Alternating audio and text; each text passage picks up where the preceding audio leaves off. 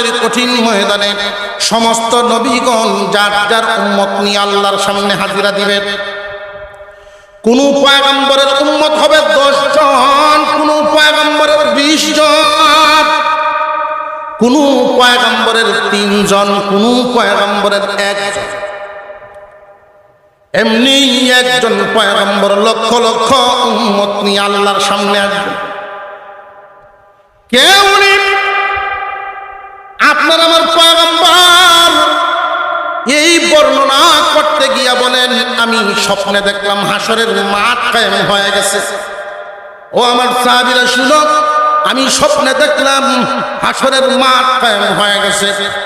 আল্লাহর সামনে যখন লক্ষ লক্ষ উম্মত নিয়া একজন পয়গম্বর হাজিরা দিলেন, আমি জিজ্ঞাসা করলাম উনি কে?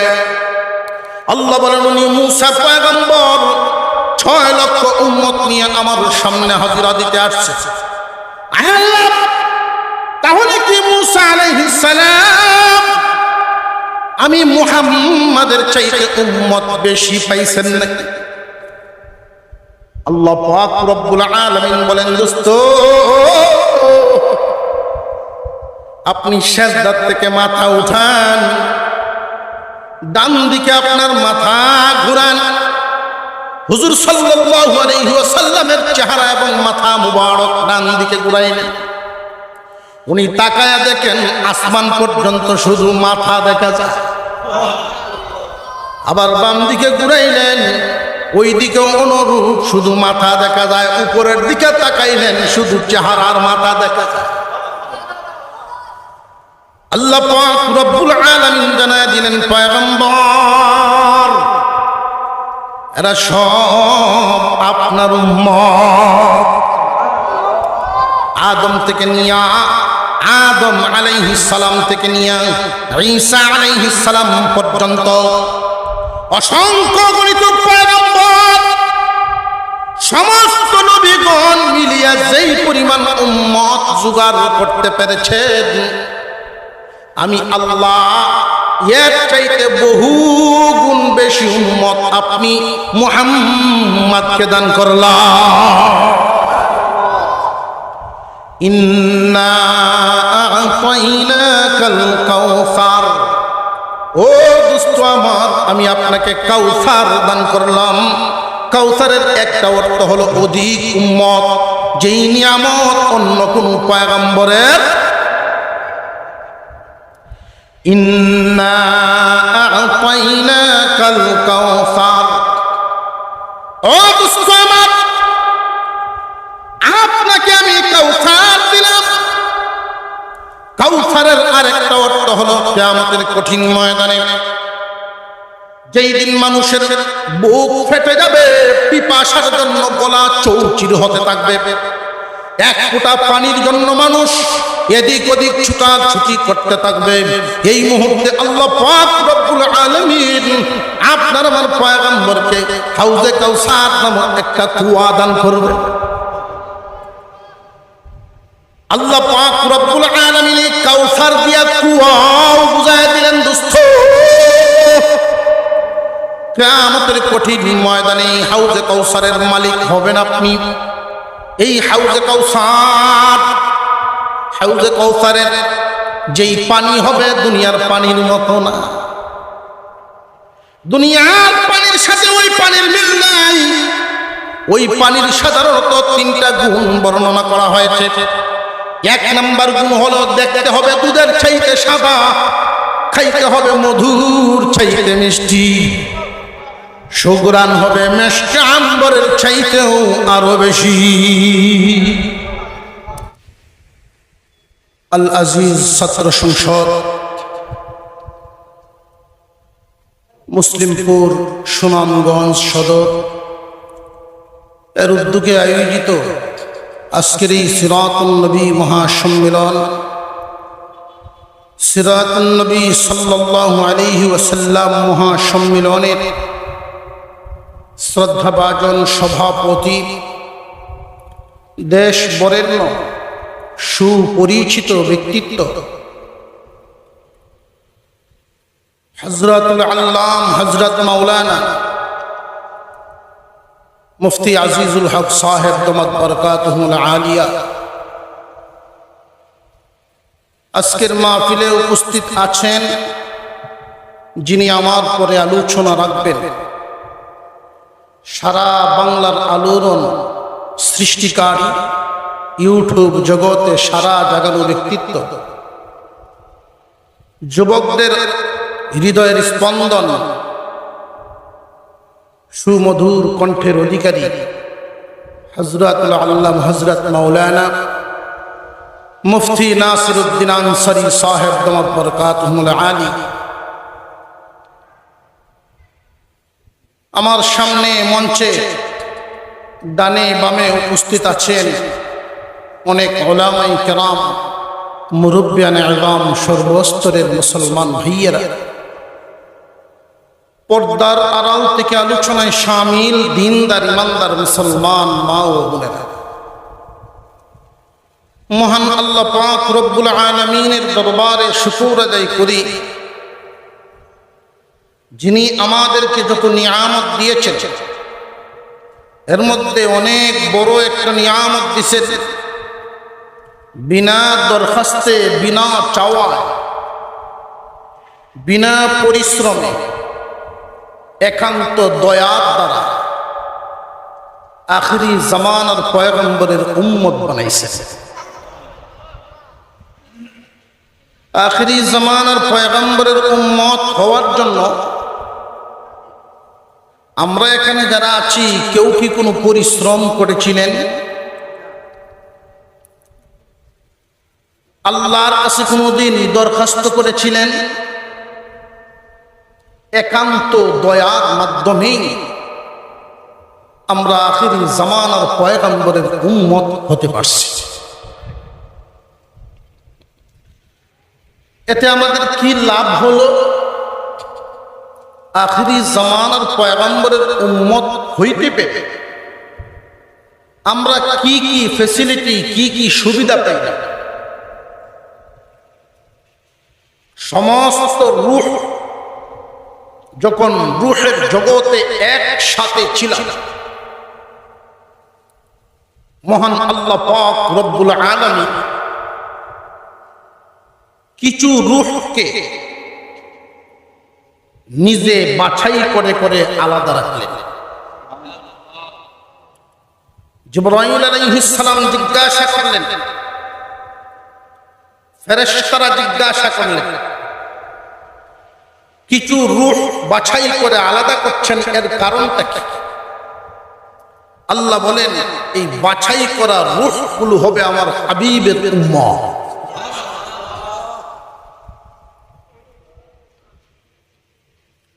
হুজুর আকরাম সাল্লাল্লাহু আলাইহি ওয়াসাল্লাম উম্মতদেরকে আল্লাহ যে সমস্ত নিয়ামত দান করেছেন, এমন বহু নিয়ামত আছে যেই নিয়ামত অন্য কোনো পয়গম্বরের উম্মতেরা পায়নি। বহু নিয়ামত এমন আছে যে তারাও পেয়েছিলেন, আমরাও পাচ্ছি। আর এমন নিয়ামত আছে যে সমস্ত নিয়ামত কোনো পয়গম্বরের উম্মত পান নাই, শুধুমাত্র হাবিবুল্লাহ সাল্লাল্লাহু আলাইহি ওয়াসাল্লামের উম্মতের জন্য আল্লাহ বরাদ্দ করেছে। সকল নবীর উম্মতে যা পাইল আমরাও তা পাইলাম। এর মধ্যে একটা উদাহরণ, অতীতের সমস্ত পয়গম্বরের উম্মতগণ যেইভাবে সূর্যের আলো পাইছে, বাতাস পাইছে, পানি পাইছে, আল্লাহর দেয়া এরকম অনেক নিয়ামত তারা যেইভাবে পাইছেন আমরাও তো সেভাবে পাচ্ছি। তারা শ্বাস টান দিতেন 2 নাকের ছিদ্রে, আর আমরা 4টা খেয়ে। কিন্তু এমন কিছু নিয়ামত আল্লাহ আমাদেরকে দিছে যেটা তারা কেউ পান নাই, তাদের কাউকে দেওয়া হয় নাই। এই জন্যই তো সমস্ত নবীগণ দরখাস্ত করেছেন, আল্লাহ নবী বানাইছেন, মর্যাদাবান বানাইছেন, দয়া করে মায়া করে আখেরি জামানার পয়গম্বরের উম্মতেও শামিল করে নেন। এই উম্মতের মর্যাদা হুজুর আকরাম সাল্লাল্লাহু আলাইহি ওয়াসাল্লামের উসিলায় এমন কিছু মর্যাদা, এমন কিছু নিয়ামত আল্লাহ দান করেছেন, যে নিয়ামত অন্য কোনো পয়গম্বরের উম্মতগণ পান নাই। এর মধ্যে একটা নিয়ামত, স্পেশাল নিয়ামত, অন্যান্য পয়গম্বরগণ নামাজ পড়তেন, কত সওয়াব পাইতেন পড়তেন, কিন্তু আপনার পয়গম্বরের উম্মত নামাজ পড়েন কত সওয়াব মিলে 10 ওয়াক্তে। নামাজ পড়ি আমরা 1 ওয়াক্ত সওয়াব পাই, একটু জোরে কর 10 ওয়াক্ত। যারা 5 ওয়াক্ত নামাজ পড়েন তাদের আমলনামায় 50 ওয়াক্তের সওয়াব লিখে দেওয়া হয়। অন্য কোন নবীগণের উম্মতকে দেওয়া হয় নাই, এটা শুধুমাত্র আখিরি জামানার পয়গম্বরের উম্মতকে দেওয়া হয়েছে। আজকে সিরাতুন নবী সাল্লাল্লাহু আলাইহি ওয়াসাল্লাম মহাসম্মেলন, নবীজির জীবনী নিয়ে আলোচনা করা। হুজুর সাল্লাল্লাহু আলাইহি ওয়াসাল্লামের জীবনীটা 63 বছরে সীমাবদ্ধ। মৌলদ থেকে নিয়ে, জন্ম থেকে নিয়ে ওয়াফাত পর্যন্ত, ইন্তেকাল পর্যন্ত 63 বছর। এই 63 বছরের মধ্যে 40 বছর পর্যন্ত নবুয়তি পান নাই। নবুয়তি পাইছেন 40-এর পরে। এটা হলো নবুয়তের আগের জামানা, আগের জীবন। এরপরে নবুয়তের পরে 23 বছর কাটিয়েছে। এই 23 বছর হলো নবুয়তি জিন্দেগি। এই নবুয়তি জিন্দেগিও আবার 2 ভাগে বিভক্ত, মক্কি এবং মাদানী। আল্লাহ পাক রব্বুল আলামিন আমার আপনার পয়গম্বরকে যত নিয়ামত দান করেছেন, নবীজির মাধ্যমে যত মুআজিজা প্রকাশ করেছে, যত মুআজিজা দুনিয়াতে প্রকাশিত হয়েছে, বা ওলিগণের মাধ্যমে যত কারামত প্রকাশ হয়েছে, আরো হয়,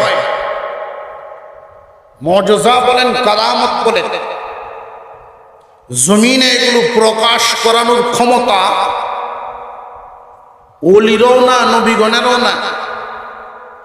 এই অলৌকিক ঘটনাগুলো প্রকাশ করেন কে? আরেকটু জোরে কন। আমাদের সমাজের মধ্যে আমাদের কিছু ভাই সকল এমন আছেন যারা সম্মানের মাপকাঠি বুঝেন না।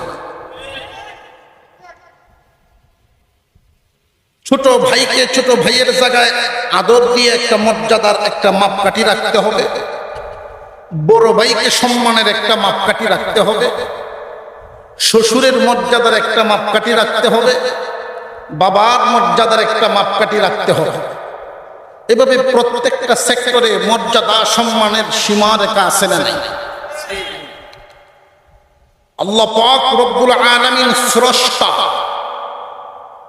মহান আল্লাহ হলেন স্রষ্টা, আর আমরা সব হলাম সৃষ্টি। স্রষ্টা আর সৃষ্টি কখনো এক হতে পারে না। স্রষ্টা আর সৃষ্টিতে কিছু কিছু বেশ ক্ষমতাকার প্রয়োজন আছে না, আর নইলে উনি স্রষ্টা কেমনে হইল?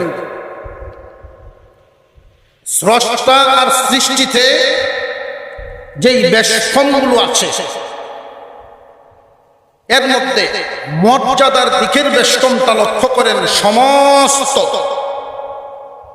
সৃষ্টি জগতের মধ্যে শ্রেষ্ঠ মর্যাদার অধিকারী আমার আপনার পয়গম্বর মুহাম্মদুর রাসূলুল্লাহ সাল্লাল্লাহু আলাইহি ওয়াসাল্লাম। কি জগৎ? সৃষ্টি জগতের। এই সৃষ্টি জগৎ সৃষ্টি করছেন কে? মহান আল্লাহ। আমার আপনার নবী একটা মর্যাদার মাপকাঠি রাখলাম সমস্ত সৃষ্টির উপরে, সমস্ত সৃষ্টির উপরে, কিন্তু স্রষ্টার নিচে, স্রষ্টার নিচে। মুসলমান ইমানদার ভাইরা আমার, স্রষ্টা যিনি আমি আপনাকে বানাইছেন, সমস্ত মাখলুককে বানাইছেন, যার হুকুমের মাধ্যমে সব কিছু হয়েছে, উনি হলেন স্রষ্টা। স্রষ্টার এমন কিছু গুণ আছে, গুণাবলী আছে, যেইগুলো সৃষ্টির মধ্যে পাওয়া যায় না। আল্লাহ পাক রব্বুল আলামিন তিনি হলেন স্রষ্টা। উনার মর্যাদা সবার উপরে, উনার ক্ষমতা সবার উপরে। উনি দাতা আর সব হইল গ্রহীতা। উনি দাতা আর সব হইল গ্রহীতা। এই জন্য আমার আপনার নবীকে আজকে যে সূরাখানা তিলাওয়াত করেছি, এই সূরাতে আল্লাহ বলেন, ইন্না আ'তাইনাকাল কাউসার। ও পয়গম্বর, আমি আপনাকে দান করলাম। দাতাকে আরো জোরে কোন, আর গ্রহীতার যাকে দান করা হলো উনি কে? আমার আপনার পয়গম্বর। আল্লাহ পাক রব্বুল আলামিন ডাক দিয়া বলেন, দোস্ত দান করলাম আমি, গ্রহণ করলেন আপনি। আমি দাতা, আপনি গ্রহীতা। দাতা আর গ্রহীতা কি সমান না ব্যস্ত? আল্লাহ পাক রব্বুল আলামিনের এমন কিছু গুণ, এমন কিছু সিফত থাকবে স্রষ্টা, যেই সিফত যেই গুণ সৃষ্টির মধ্যে থাকবে না। মুসলমান ইমানদার ভাইয়েরা আমার, আমার আপনার পয়গম্বরকে আল্লাহ মর্যাদা দান করেছেন, কিন্তু আল্লাহর সমান কি? রসুলের কর। আমাদের মধ্যে অনেক মানুষ এমন আছে, না বুঝার কারণে আল্লাহর পয়গম্বরের মর্যাদা উঠাইতে উঠাইতে উঠাইতে উঠাইতে আল্লাহর সমান বানায়া ঈমান হারা হইয়া যায়।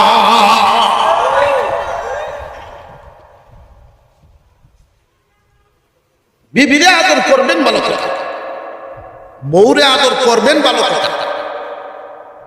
সোনা জান লক্ষ্মী সান যা ইচ্ছা রাখেন, এই জন্য আম্মা রাখবেন নাকি? কথা বুঝেন নাই? জায়গা যদি তুই আল্লাহ পাকের যত সিফত, যত গুণাবলী, এর মধ্যে একটা সিফত, একটা গুণ সমস্ত সৃষ্ট জগৎ, সমস্ত মাখলুকগণ ওনার সামনে, সব জায়গায় আল্লাহ বিরাজমান, সমস্ত জায়গায় আল্লাহ হাজির। অতীতেও ছিলেন, এখনো আছেন, ভবিষ্যতেও থাকবেন। যার কোনো অতীত ভবিষ্যৎ নাই, নড়াচড়া নাই, যার কোনো নড়াচড়া। সৃষ্টি আর স্রষ্টার মধ্যে বেশ কোনটা বুঝবেন? সৃষ্টির নড়াচড়া হয়, স্রষ্টার নড়াচড়া কি এমন কখনো যে আল্লাহ একটু আগে আসেন তখন দেখতেছি না, এরকম কি? গতকালকে ছিলেন বা আমরা আব্বার আমলে আসেন আর এবার নাই, এরকম কি? এই জন্যই সৃষ্টি আর স্রষ্টা। আল্লাহ রাসূলকে অনেকেই হাজির নাজির মনে করে ফেলে। আল্লাহর রাসূলের মর্যাদা আমি একটা একটা করে আপনাদের সামনে পেশ করছি। মর্যাদা কি, নবীর সম্মান কতটুকু, সমস্ত সৃষ্টি জগতের উপরে সমান না উপরে? আমার আপনার পয়গম্বরের মর্যাদা সমস্ত সৃষ্টি জগতের উপরে, কিন্তু স্রষ্টার নিচে। শয়তানে ধোঁকা দেয় যে নবীকে যত মানতে পারবে তোর মর্যাদা তত বাড়বে। এই যে ধোঁকা দিয়ে মানাইতে মানাইতে মানাইতে মানাইতে এমন মানানো ক্রস হয়ে যায়, বর্ডার ক্রস হইয়া ইমান হারা হয়ে যায়। আরেকটা ভুল বিশ্বাস তারা লালন করেন, আলিমুল গায়ব, অতীত বর্তমান ভবিষ্যৎ সমস্ত ইলমে জ্ঞান রাখেন একমাত্র আল্লাহ। সকল কিছু জানেন একমাত্র কে? আরো জোরে কোন? নবীগণের ইলম খুব ভালো করে জেনে রাখবেন। নবীগণের ইলমের সীমারেখা আছে। আল্লাহর আকলের কি কোনো সীমারেখা আছে নাকি? আল্লাহ পাক রব্বুল আলামিন যাকে যেটা জানান উনি সেটা জানেন। আল্লাহ যা জানান সৃষ্টি তা জানেন, আল্লাহ যা জানান না কেউই তা জানে না। তো আমার আপনার নবীর মর্যাদা কি? শুধু আল্লাহকে আলিমুল গায়ব মনে করেন, নবীকে মনে করলেন না, এতে কি নবীর মর্যাদা কমে গেল? বরং আপনার ঈমান সহি হইল।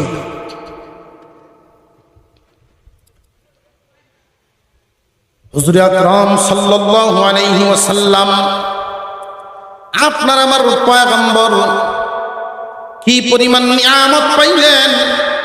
মহান আল্লাহ পাক রব্বুল আলামিন ছোট একখান সূরার মধ্যে ঘোষণা করেন, ইন্না আ'তাইনাকাল কাউসার। ও দোস্ত আমার, আপনাকে আমি কাউসার নামক নিয়ামত দান করলাম। কি নিয়ামত? কাউসার নামক নিয়ামত, যেই নিয়ামত কোন পয়গম্বরকে দান করেন না। এই কাউসার নামক নিয়ামত, মা মানাল কাউসার, কাউসার মানে কি? কাউসার অর্থ কি? মুফাসসিরিনে কেরাম কাউসারের অর্থ করেছেন প্রায় 26টা। কতটা? এরপরে আবার শেষে লিখছেন আল্লাহু আলাম, আল্লাহ জানেন কাউসার দিয়ে আল্লাহ কি বুঝাইলেন, আমরা আমাদের ধারণা পেশ করব। আল্লাহ পাক রব্বুল আলামিন আপনার আমার পয়গম্বরকে যত নিয়ামত দিয়েছেন, কাউসার নামক নিয়ামত এমন একটা নিয়ামত, যেই নিয়ামত কোনো পয়গম্বরকে দান করেন নাই। কোন সুবহান। কাউসারের একটা নিয়ামত, একটা অর্থ হলো, কাউসারের একটা অর্থ হলো, খুব ভালো করে মনে রাখবেন, কিয়ামতের কঠিন ময়দানে সমস্ত নবীগণ যার যার উম্মত নিয়ে আল্লাহর সামনে হাজিরা দিবেন। কোন পয়গম্বরের উম্মত হবে 10 জন, কোন পয়গম্বরের 20 জন, কোন পয়গম্বরের 3 জন, কোন পয়গম্বরের 1 জন। এমনি একজন পয়গম্বর লক্ষ লক্ষ উম্মত নিয়ে আল্লাহর সামনে আসবে। কে উনি? আপনার আমার পয়গম্বর। এই বর্ণনা করতে গিয়া বলেন, আমি স্বপ্নে দেখলাম হাসরের মাঠ কায়েম হয়ে গেছে। ও আমার সাহাবীরা শুনো, আমি স্বপ্নে দেখলাম হাসরের মাঠ কায়েম হয়ে গেছে। আল্লাহর সামনে যখন লক্ষ লক্ষ উম্মত নিয়ে একজন পয়গম্বর হাজিরা দিলেন, আমি জিজ্ঞাসা করলাম উনি কে? আল্লাহ বলেন উনি মূসা পয়গম্বর 6 লক্ষ উম্মত নিয়ে আমার সামনে হাজিরা দিতে আসছে। আল্লাহ, তাহলে কি মূসা আলাইহিস সালাম আমি মুহাম্মাদের চাইতে উম্মত বেশি পাইছেন নাকি? আল্লাহ পাক রব্বুল আলামিন বলেন, দোস্ত আপনি সিজদা থেকে মাথা উঠান, ডান দিকে আপনার মাথা ঘুরান। হুজুর সাল্লাল্লাহু আলাইহি ওয়াসাল্লামের চেহারা এবং মাথা মুবারক ডান দিকে ঘুরাইলেন। উনি তাকায়া দেখেন আসমান পর্যন্ত শুধু মাথা দেখা যায়। আবার বাম দিকে ঘুরাইলেন, ওই দিকে অনুরূপ শুধু মাথা দেখা যায়। উপরের দিকে তাকাইলেন, শুধু চেহারার মাথা দেখা যায়। আল্লাহ পাক রব্বুল আলামিন জানায় দিলেন, পয়গম্বর এরা সব আপনার উম্মত। আদম থেকে নিয়া আদম আলাইহিস সালাম থেকে নিয়া ঈসা আলাইহিস সালাম পর্যন্ত অসংখ্য গণিত পয়গম্বর, সমস্ত নবীগণ মিলিয়া যেই পরিমাণ উম্মত জোগাড় করতে পেরেছেন, আমি আল্লাহ এর চাইতে বহু গুণ বেশি উম্মত আপনি মুহাম্মদকে দান করলাম। ইন্না আ'তাইনাকাল কাউসার, ও দোস্ত আমার, আমি আপনাকে কাউসার দান করলাম। কাউসারের একটা অর্থ হলো অধিক উম্মত, যেই নিয়ামত অন্য কোন পয়গম্বরের। ইন্না আ'তাইনাকাল কাউসার, ও দোস্ত আমার, আপনাকে আমি কাউসার দিলাম। কাউসারের আরেকটা অর্থ হলো কিয়ামতের কঠিন ময়দানে, যেই দিন মানুষের বুক ফেটে যাবে, পিপাসার জন্য গলা চৌচির হতে থাকবে। এক ফোঁটা পানির জন্য মানুষ এদিক ওদিক ছুটাছুটি করতে থাকবে। এই মুহূর্তে আল্লাহ পাক রব্বুল আলামিন আপনার আমার পয়গম্বরকে হাউজে কাউসার নামক একটা কুয়া দান করবে। আল্লাহ পাক রব্বুল আলামিন কাউসার দিয়া কুয়াও বুঝায় দিলেন, দোস্ত কিয়ামতের কঠিন ময়দানে হাউজে কাউসারের মালিক হবেন আপনি। এই হাউজে কাউসারের যেই পানি হবে দুনিয়ার পানির মতো না। দুনিয়ার পানির সাথে ওই পানির মিল নাই। ওই পানির সাধারণত তিনটা গুণ বর্ণনা করা হয়েছে। এক নাম্বার গুণ হলো দেখতে হবে দুধের চাইতে সাদা, খাইতে হবে মধুর চাইতে মিষ্টি, সুঘ্রাণ হবে মেশকে আম্বরের চাইতেও আরো বেশি। এক গ্লাস পানি যদি ওই দিন কেউ পান করেন, আপনার আমার পয়গম্বর এক গ্লাস পানি যাকে দিবে, এই পানি পান করার পরে জান্নাতে ঢোকার আগ পর্যন্ত পানির পিপাসা লাগবে না। সুবহানাল্লাহর আওয়াজ দিয়ে আস্তে আস্তে, আর একটু জোরে কন্যা সুবহানাল্লাহ। ওই পানি পান করতে রাজি আছেন তো ইনশাআল্লাহ? পান করতে রাজি আছেন তো ইনশাআল্লাহ? ওই পানি কারা কারা পান করতে পারবেন, এই কথাটা কিন্তু এখান থেকে শুনে যেতে, এটা এখানে রাখলাম যে হুজুর রাখলেন কেন? আপনারা আটকানি একটা কৌশল লাগবে না?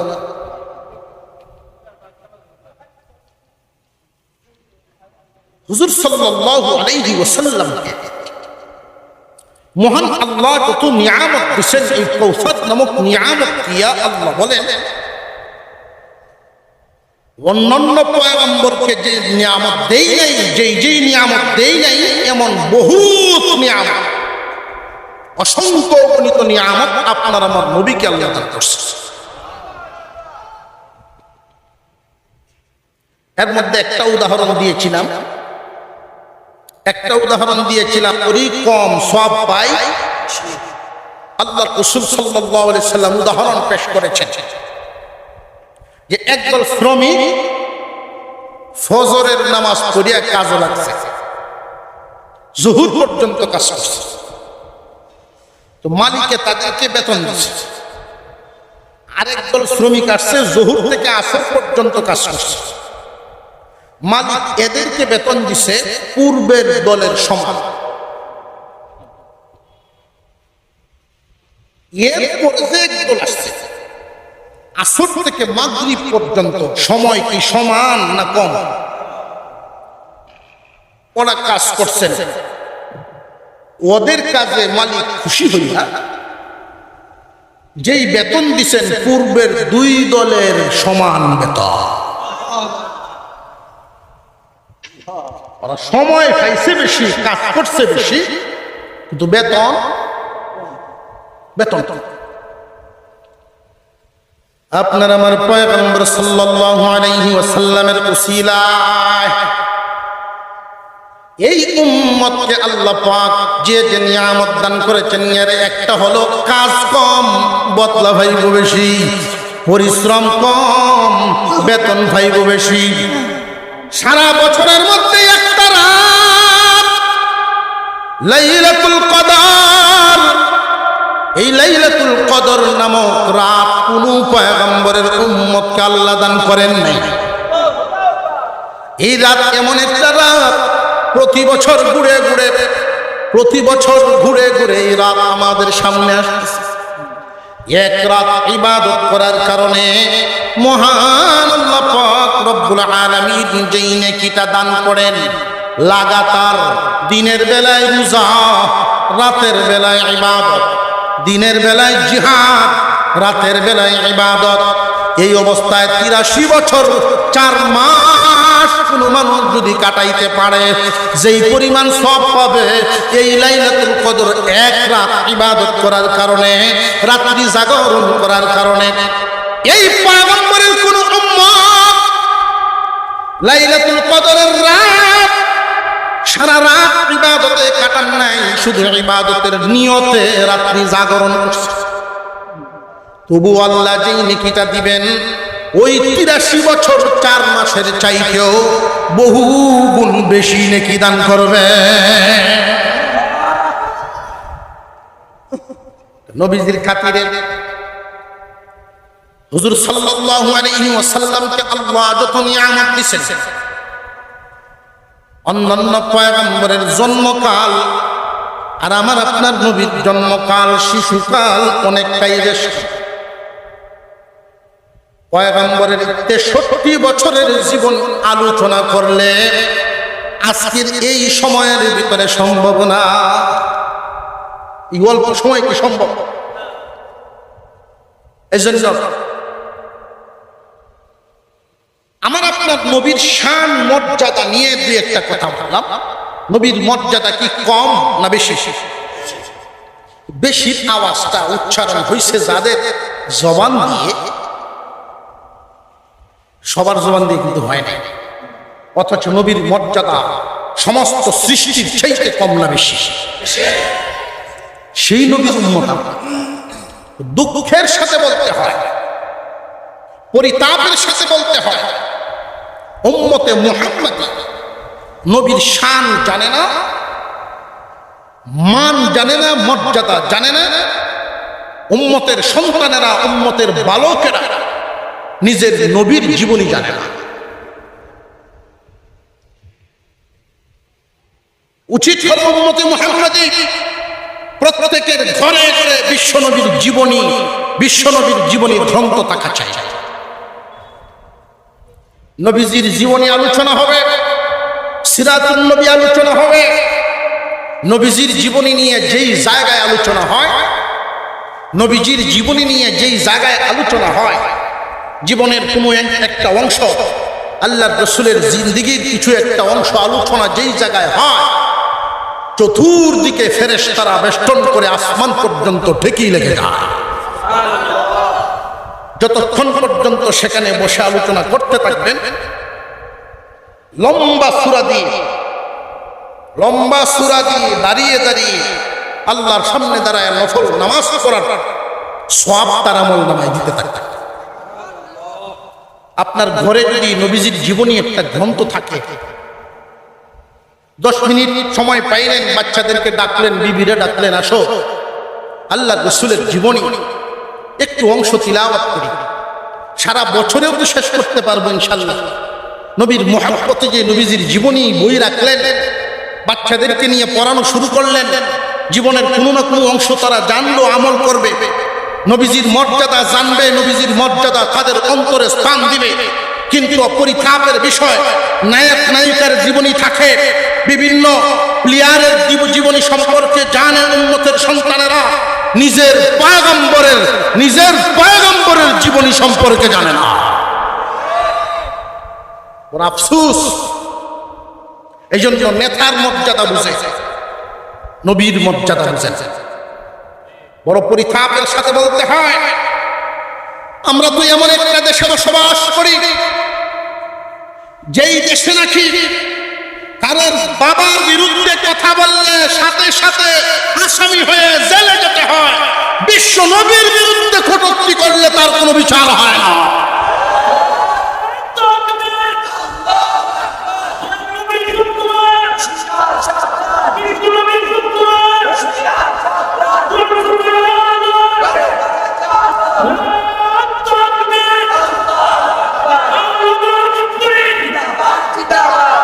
হুজুর সাল্লাল্লাহু আলাইহি ওয়াসাল্লামের মান মর্যাদা নিয়ে, আল্লাহর রাসূলকে নিয়ে যদি কেউ কটূক্তি করে,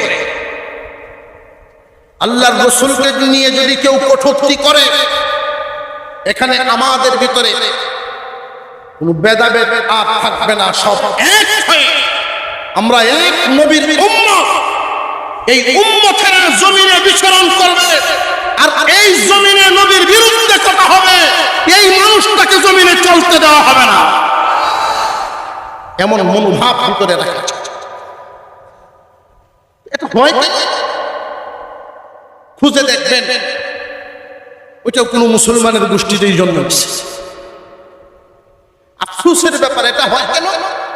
এই কথাগুলো বলার উদ্দেশ্য আমরা সাবধান হয়ে যাই, আল্লাহ যেন এমন না করেন যে আমাদের কোনো সন্তানরা এই দলে গিয়ে ভর্তি হয়। আমাদের সজাগ দৃষ্টি না রাখার কারণে, আমাদের কর্ম সামনের দিকে না আনার কারণে, যা করা দরকার তা না করার কারণে হুজুর আকরাম সাল্লাল্লাহু আলাইহি ওয়াসাল্লামের শান মান মর্যাদা উম্মত জানে না। কারণ সন্তানের সামনে বাবা কোনোদিন বলেন নাই, বাবা রে তোমার আমার নবী মুহাম্মাদুর রাসূলুল্লাহ, তোমার আমার পয়গম্বর দুনিয়ার জমিনে আগমন করেছিলেন ইয়েতিম হয়ে। তোমার আমার নবীর জন্মের সময় এই এই ঘটনা জমিনে ঘটিয়াছে। এই কথাগুলো যদি কোনো একটা শিশু তার বাবার জবান থেকে শুনতে পায়, কচি হৃদয়ের মধ্যে এই কথাগুলো বসিয়া যায়। কিন্তু আমরা সন্তান জন্ম দিলাম ঠিক, সন্তানের লালন পালনের দায়িত্ব পালন করলাম না। সন্তানকে কোনোদিন শোনাই নাই, শোনাইতেই পারি নাই যে আমার নবীর মর্যাদা এত, আমার আপনার পয়গম্বরের মর্যাদা সমস্ত নবী না শুধু সমস্ত সৃষ্টির উপরে, সমস্ত সৃষ্টির উপরে, স্রষ্টার নিচে। এই কথাটা বাবার জবান থেকে সন্তান শুনবে, তার হৃদয়ে বসাবে। কোন নাস্তিকের তালিম শুনে এই সন্তান ঈমান হারা হবে না। আর কচি হৃদয়ে বীজ রোপণ করা হয়েছে, কচি হৃদয়ে বীজ রোপণ করেছে, নবীর প্রেম ঢুকিয়ে দেওয়া হয়েছে। আমরা আমাদের সন্তানদেরকে খেয়াল করব, বিশ্ব নবীর জীবনী পড়াবো ইনশাআল্লাহ। বড় দুঃখের সাথে বলতে হয়, আমাদের এই মুসলমান অধ্যুষিত দেশে নবীজির জীবনী যাও স্কুল কলেজ ভার্সিটিতে কিছুটা পড়ানো হইত, প্রাইমারি বাচ্চাদেরকে কিছুটা পড়ানো হইত সাহাবীদের জীবনী, নবী রাসূলদের জীবনী। কিন্তু এমন একটা দল এই দেশে বিচরণ করে গেছে, শাসন করে গেছে, বিভিন্ন জায়গার মধ্যে গুরুত্বপূর্ণ জায়গা, সিলেবাস পরিবর্তন করার জায়গা, সিলেবাস সংশোধন করার জায়গা, এমন এমন ব্যক্তিদেরকে তারা দিয়ে গেছে শেষ পর্যন্ত মুসলমানের বাচ্চাদেরকে গরু তাদের দেবতা ওইটা পড়াইছে পর্যন্ত তারা। মন ছিল না ছিল না? জানিয়ে রাখবেন, আল্লাহ ছাড় দেন, ছেড়ে দেন। আল্লাহ ছাড় দেন, ছেড়ে দেন। আমাদের শিক্ষা নেওয়া প্রয়োজন। তবে ইদানিং যা দেখতে পাচ্ছি, এই 15-17 বছর পর্যন্ত একদল রাক্ষসের মতো খায়া বাগল, আর আরেক দল যে উপবাস ছিল তারা কিন্তু পাগল হয়ে গেছে। কথা বুঝে আসছে? একদল খাইলো আর একদল কি ছিল? উপবাস ছিল। এখন যদি এরা সুযোগ পায় কি করতে পারে? হুজুর আগে ভাগে বলেন কেন? যে আগে ভাগে তো আমরা বলার দরকার নাই, এদের আচরণে আমাদেরকে বলা যায়। আমি সাবধান করে দেই, আমরা সুন্দরভাবে চলেন, মানুষের জানমালের নিরাপত্তার পথে হাঁটেন, সুশৃঙ্খল পথে চলবেন, সুশৃঙ্খল থাকবেন, একজনকে সম্মান দিবেন, নিরাপত্তা দিবেন, আপনি নিরাপদে থাকবেন। আর যদি কারো উপরে জুলুম করেন তাহলে পিছন থেকে শিক্ষা গ্রহণ করেন।